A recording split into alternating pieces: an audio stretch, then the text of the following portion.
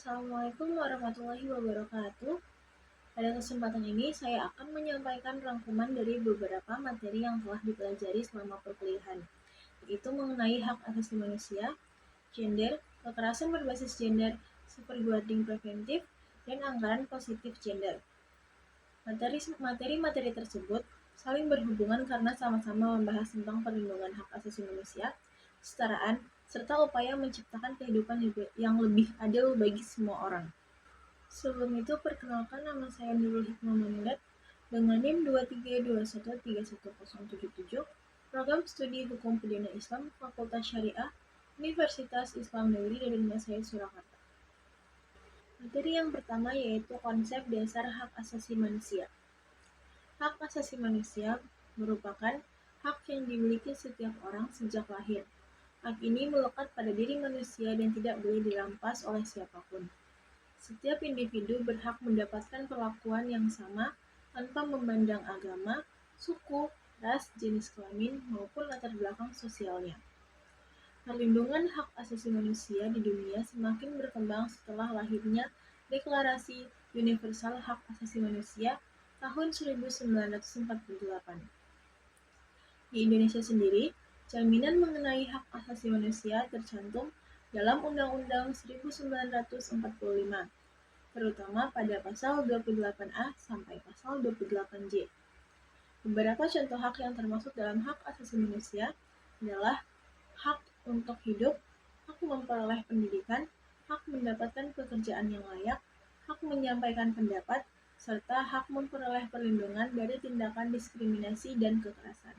Selanjutnya, materi membahas hubungan antara HAM dan gender dalam perspektif hukum Islam dan hukum di Indonesia. Gender sering disamakan dengan jenis kelamin, padahal keduanya berbeda. Jenis kelamin merupakan perbedaan biologis antara laki-laki dan perempuan, sedangkan gender berkaitan dengan peran dan tanggung jawab yang dibentuk oleh masyarakat. Dalam ajaran Islam, laki-laki dan perempuan sama-sama memiliki kedudukan yang mulia sebagai manusia. Islam mengajarkan nilai keadilan, penghormatan terhadap sesama, dan persamaan martabat. Akan tetapi, dalam kehidupan sehari-hari masih ditemukan ketidaksetaraan yang sering dipengaruhi oleh budaya atau pemahaman yang kurang tepat. Dari sisi hukum positif Indonesia, negara telah memberikan jaminan perlindungan dan kesetaraan hak bagi seluruh warga negara.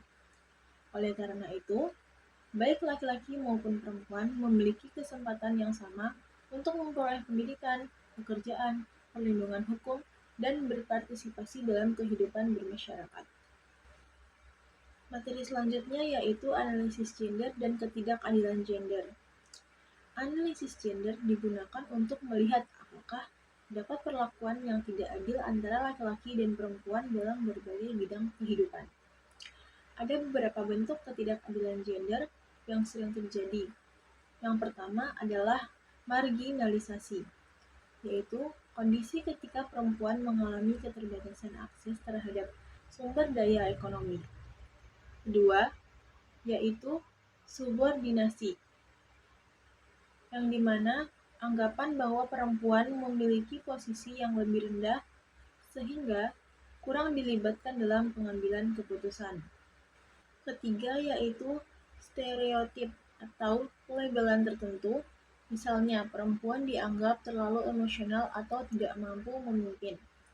Keempat adalah kekerasan berbasis gender yang dapat berupa kekerasan fisik, psikis, seksual, maupun ekonomi.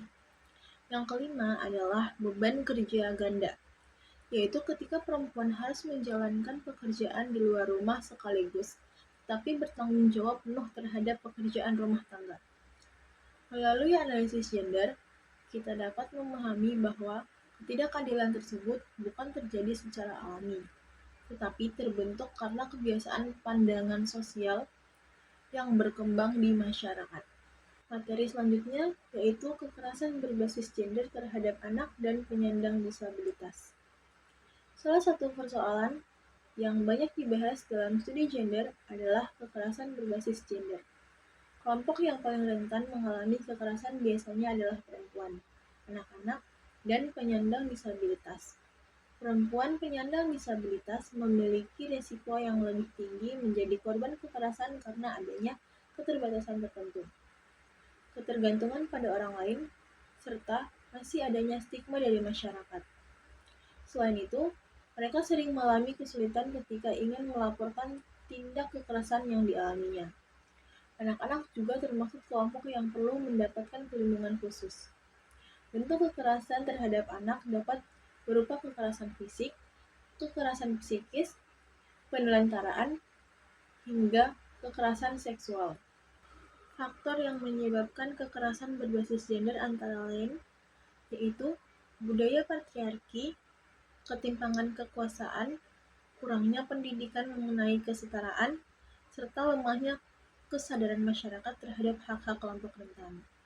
Indonesia telah memiliki berbagai aturan hukum untuk melindungi korban-korban, seperti Undang-Undang Perlindungan Anak, Undang-Undang Penyandang Disabilitas, Undang-Undang Penghapusan Kekerasan dalam Rumah Tangga, dan Undang-Undang Tindak Pidana Kekerasan Seksual. Namun, penerapannya masih perlu terus ditingkatkan. Materi selanjutnya adalah safeguarding preventif. Safeguarding dapat dipahami sebagai upaya perlindungan untuk mencegah seseorang menjadi korban kekerasan, pelecehan, eksploitasi, maupun perlakuan yang merugikan. Faktor utama safeguarding preventif adalah mencegah terjadinya masalah sejak awal, bukan hanya menangani korban setelah kejadian terjadi. Penerapan safeguarding dapat dilakukan di berbagai lingkungan. Dalam keluarga, safeguarding dilakukan melalui pola asuh yang baik, komunikasi yang sehat, dan penghormatan terhadap hak anak. Lingkungan sekolah, safeguarding dapat diterapkan melalui aturan anti-perundungan, pendidikan karakter, dan penyediaan mekanisme pengaduan yang aman. Di tempat kerja, safeguarding dilakukan dengan membuat kebijakan yang melindungi pekerja dari pelecehan dan diskriminasi. Sedangkan dalam masyarakat, diperlukan kerjasama antara pemerintah, lembaga pendidikan, tokoh masyarakat, dan keluarga untuk menciptakan lingkungan yang aman bagi semua orang. Dengan adanya safeguarding preventif, risiko terjadinya kekerasan dapat diminimalkan, dan masyarakat menjadi lebih peduli terhadap perlindungan sesama. Materi yang terakhir adalah Anggaran Responsive Gender atau ARG. ARG merupakan cara penyusunan anggaran yang mempertimbangkan kebutuhan laki-laki dan perempuan agar manfaat pembangunan dapat dirasakan secara adil. Perlu dipahami bahwa ARG bukan berarti menyediakan anggaran khusus untuk perempuan saja. Tujuan utamanya adalah memastikan bahwa kebijakan dan program pemerintah mampu menjawab kebutuhan seluruh masyarakat tanpa menimbulkan ketimpangan gender. Di Indonesia, penerapan ARG merupakan bagian dari kebijakan pengutamaan gender yang telah diterapkan dalam berbagai sektor pembangunan. Namun, pelaksanaannya masih menghadapi sejumlah tantangan, seperti kurangnya pemahaman tentang gender, keterbatasan data, dan masih kuatnya budaya patriarki dalam masyarakat. Karena itu, diperlukan kerjasama dari berbagai pihak agar proses perencanaan dan penggunaan anggaran benar-benar mendukung terciptanya kesetaraan gender.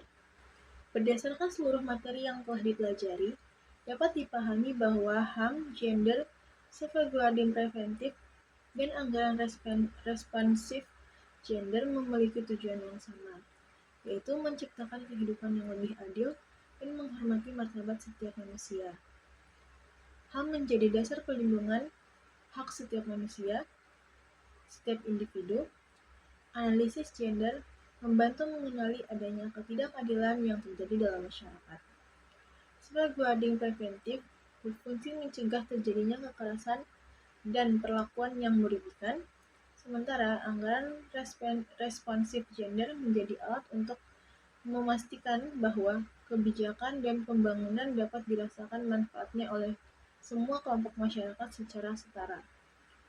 Sebagai mahasiswa, penting bagi kita untuk memahami materi ini agar dapat lebih menghargai hak orang lain, mendukung kesetaraan, serta berperan aktif dalam menciptakan lingkungan yang aman, adil, dan inklusif bagi semua orang. Mungkin sekian yang dapat saya sampaikan. Terima kasih atas perhatiannya. Mohon maaf apabila ada salah kata atau penjelasan. Wabillahi taufiq wal hidayah. Wassalamualaikum warahmatullahi wabarakatuh.